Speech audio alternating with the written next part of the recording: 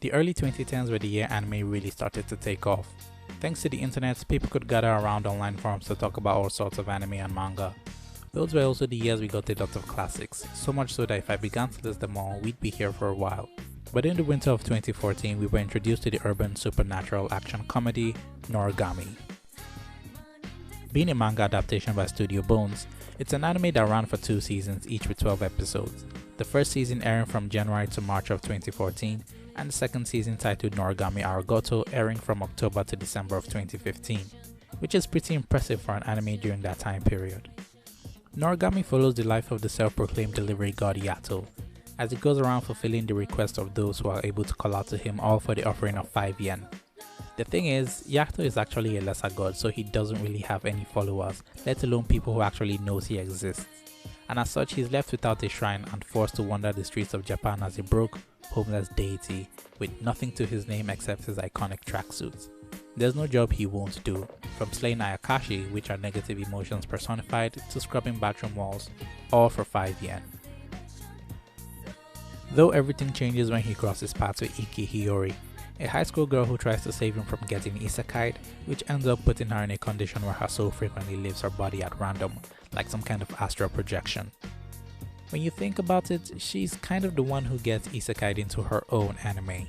With her new condition, she makes a request to Yato to find a way to fix her, which sets them up for all sorts of supernatural adventures. The first episode does a great job introducing us to the world of Noragami, showing off its premise, action, soundtrack, characters, comedy, and the kind of tone to expect from the rest of the season. The second episode only helps to push this further with the introduction of the third member of our main trio. This is Yukine. He's a divine instrument, which is a soul that transforms into some kind of tool to be used by gods. For Yato, Yukine serves as his weapon for slaying the Ayakashi. The trio works surprisingly well together, all having great chemistry with each other. They aren't too complex with deep backstories, in fact, they could be seen as sort of generic. Hiyori is the upbeat female lead that punches people when she gets flustered, Yukine is the young tsundere, and Yato is the bumbling idiot who leads the gang. But that doesn't stop them from being fun to watch. You really get to feel their friendship, which later on creates good character drama. But the one who really shines the most would be Yato himself. Yato is a really great character, and as the protagonist, the one who we've been seeing a lot of, he never really comes off as annoying or generic. Being the most experienced character out of all the three, he not only serves as a guide to Hiyori and Yukine, but to us, the audience too.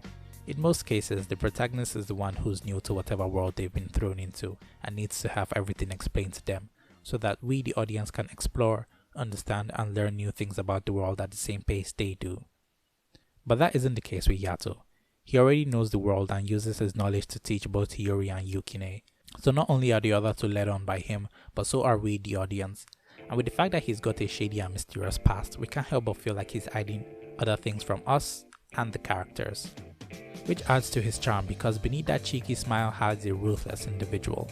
Speaking of the world, it's really cool how much thought went into the world building in this anime.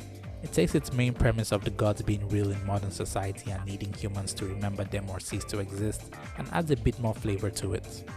Take divine instruments for example. They're souls of dead people who have no memories of their previous lives, basically becoming blank slates. Only when are they called on by the gods and given a name do they gain their personalities. Names are a big deal to them and the plot, with each divine instrument being given two, one which is their normal name and the other which is their divine name.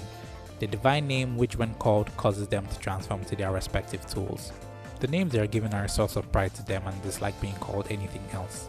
It's an interesting plot device as later on in the anime we get introduced to Nora, a divine instrument with multiple names, one of which was given to her by Yato himself.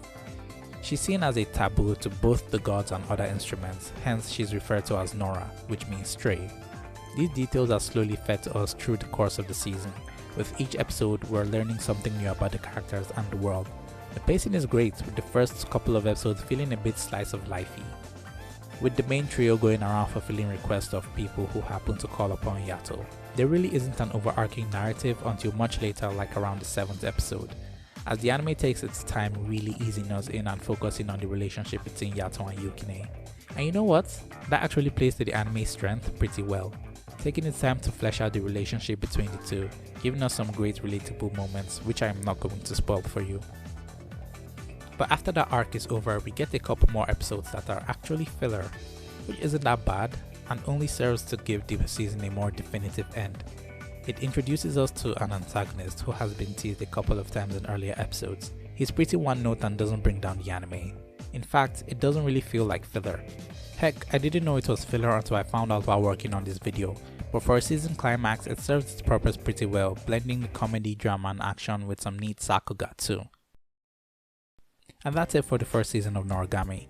It got so well received that it got a second season almost immediately, which is impressive because that was around the era where a lot of anime didn't get second seasons, like The Devil is a Part-Timer, which is actually getting a second season this year, and No Game No Life, which will never get a second season. But that's it for the video. I hope you enjoyed it. Leave a like, and if this video can get 10 likes, I'll cover the second season, so like and subscribe so you won't miss it. This has been your very favorite slice of bread, signing off.